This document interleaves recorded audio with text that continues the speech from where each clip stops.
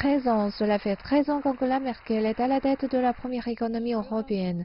Mais cette année, les électeurs se sont détournés de son parti conservateur et elle souhaite en tirer toutes les conséquences. D'abord, au prochain congrès de la CDU en décembre à Hambourg, je ne me présenterai pas à la présidence du CDU. Ensuite, le 4e mandat de chancellerie est mon dernier. Son plan de servir un 4e mandat jusqu'en 2021 sans être à la tête de la CDU est porteur d'une situation politique inhabituelle en Allemagne. La coalition au pouvoir vacille depuis les résultats des élections et la montée du parti d'extrême droite AfD ainsi que des Verts de centre-gauche. Je pense que c'est la question du jour.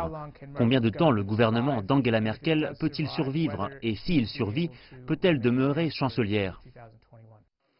Son avenir peut aussi dépendre de la capacité de son parti de se choisir un allié ou un critique pour la remplacer.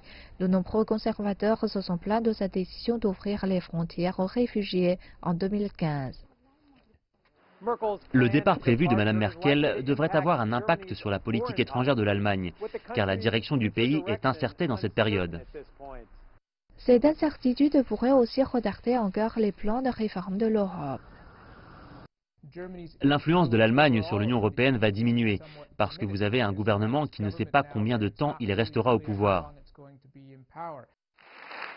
La politicienne pourrait néanmoins être toujours considérée comme la meilleure option pour les conservateurs à court terme. De grands changements sont pourtant à attendre en Allemagne.